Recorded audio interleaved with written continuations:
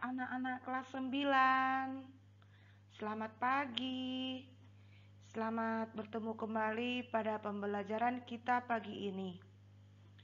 Sebelum kita masuk ke pelajaran kita, ada baiknya kita mengingat kembali materi-materi yang sudah kita bicarakan pada pertemuan sebelumnya.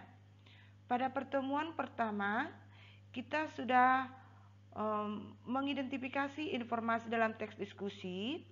Dalam hal ini kita sudah membicarakan tentang pengertian diskusi, prinsip diskusi, unsur diskusi, fungsi diskusi. Sedangkan pada pertemuan kedua, kita sudah membahas jenis-jenis diskusi. Kemudian bagaimana membandingkan teks diskusi dengan teks eksposisi dan menyimpulkan teks diskusi. Nah, pada pertemuan ini kita masuk menelaah teks diskusi. Pada bagian menelaah teks diskusi ini, yang pertama kita akan mengidentifikasi teks diskusi, yang kedua menganalisis unsur kebahasaan teks diskusi. Selamat mendengarkan. Adapun yang menjadi kompetensi dasar kita pada hari ini yaitu menelaah pendapat dan argumen yang mendukung dan yang kontra dalam teks diskusi berkaitan dengan permasalahan aktual yang dibaca dan didengar. Itulah kompetensi dasar kita pada materi ini.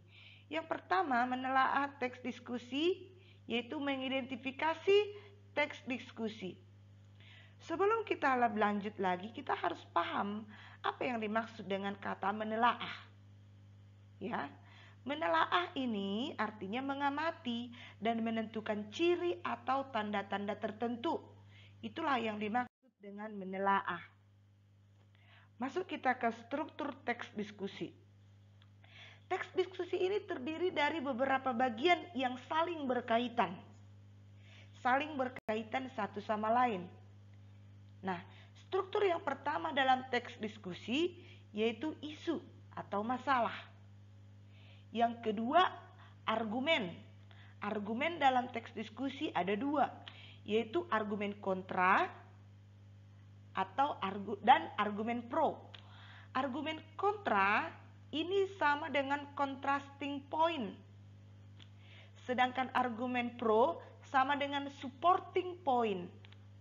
Dan struktur yang ketiga diakhiri dengan simpulan.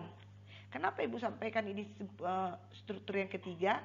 Ini tadi yang pertama isu, yang kedua argumen. Argumen ini terbagi dua, argumen kontra atau contrasting point, dan yang kedua argumen pro atau supporting point.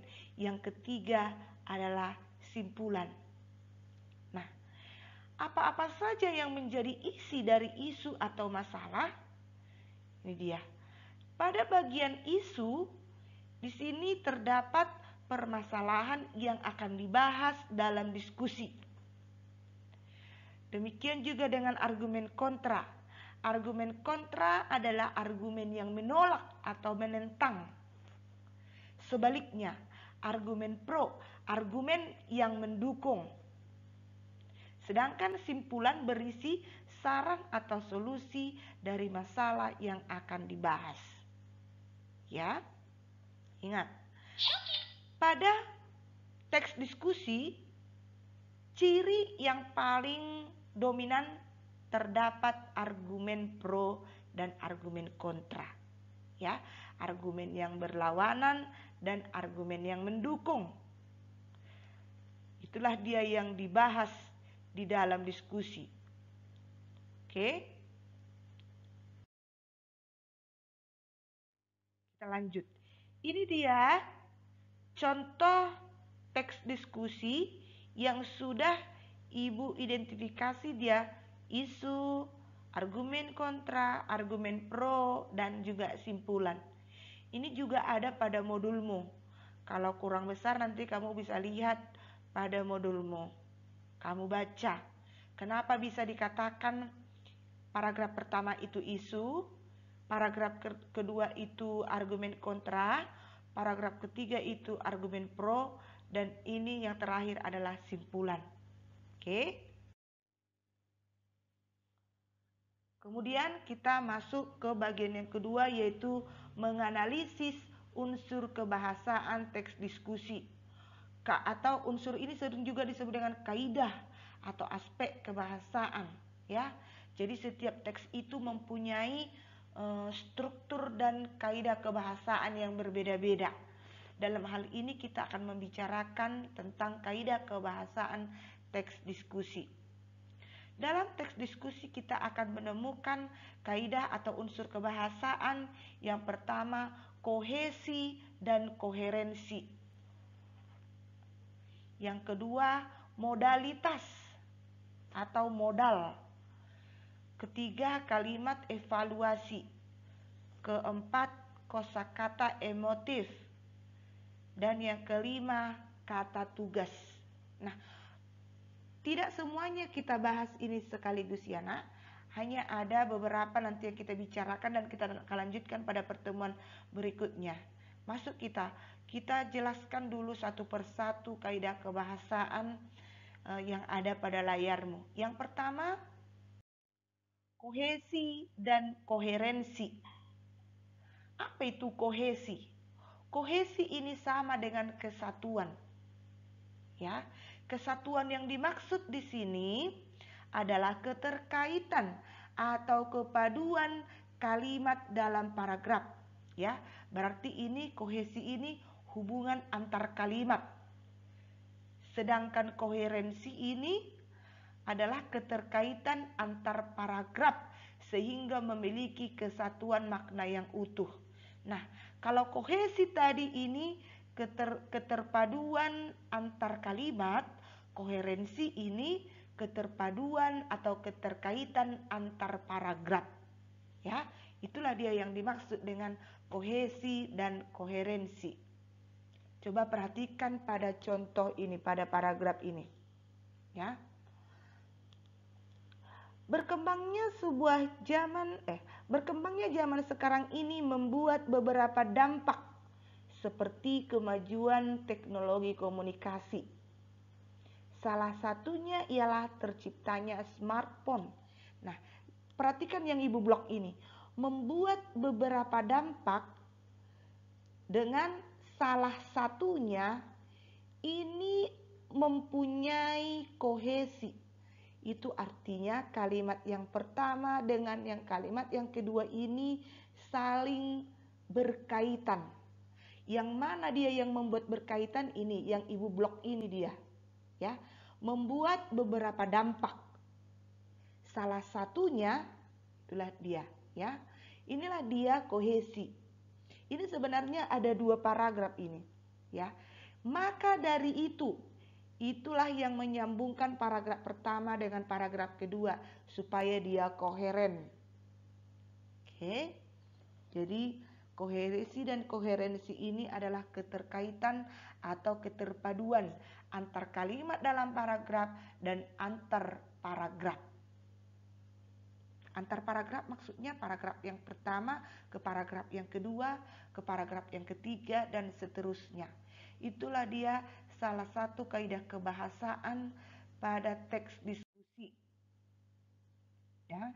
Kemudian, kaidah kebahasaan yang kedua, penggunaan modalitas. Ya, atau modal. Modal ini juga sama dengan kata kerja bantu. Ya. Kata kerja bantu ini ditambahkan sebelum kata kerja. Ya, ingat, kata kerja ini dalam kalimat posisinya setelah subjek. Nah, kalau modalitas ini ditambahkan sebelum kata kerja. Oke. Nah, apa-apa saja contoh modal? Contoh modal ini dapat, mungkin, harus, boleh, ingin, akan, dan lain sebagainya. Sekarang kita perhatikan dia dalam kalimat. Ini kalimat-kalimat ini Ibu ambil dari paragraf yang sudah Ibu sajikan sebelumnya. Contoh modal dalam kalimat ya. Smartphone dapat digunakan anak-anak, ya. Smartphone subjek dapat digunakan predikat anak-anak objek, ya. Dapat ini disandingkan dia dengan kata kerja digunakan, ya. Inilah dia yang dimaksud dengan modal atau kata kerja bantu, ya. Kemudian kalimat yang kedua, smartphone tersebut akan membuat anak-anak lupa, membuat anak-anak terpaku pada permainan layar dan lupa dengan kesenangan masa kecil mereka. Nah, akan pada kata kerja membuat adalah modal. Inilah dia modalnya, kata kerja bantu. Pada kalimat ketiga, perhatikan, maka dari itu pihak orang tua subjek harus pandai-pandai. Harus pandai-pandai, ini adalah predikat, ya. Jadi harus di sini adalah modal. Oke, ini nanti akan kamu temukan juga dalam teks diskusi lainnya. Nah, berikut Ibu sajikan jenis-jenis modalitas atau modal. Ada yang pertama modalitas intensional, ya. Contohnya ingin, mau, mari, tolong, dan silahkan. Kemudian ada modalitas epistemik. Ini epistemik, ini menerangkan perasaan. Ini contohnya pasti, bisa jadi, mungkin, belum pasti, harus. Itulah contoh modalitas epistemik. Kemudian modalitas deontik. Ya, deontik ini permintaan izin. Misalnya, izinkan, harap, mohon. Sedangkan berikutnya, jenis berikutnya ini modalitas dinamik, yaitu menjelaskan kecakapan atau kesanggupan. Contohnya dapat, mampu, bisa. Itulah dia modalnya. Kemudian modalitas aletis. Ini berhubungan dengan kepentingan atau keperluan. Ini contoh modalitas aletis ini adalah harus, wajib. Oke. Nah, sampai di sini pembelajaran kita hari ini. Oke.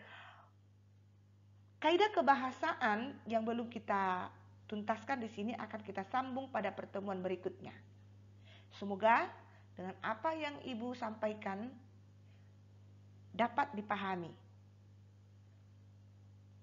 Sampai jumpa.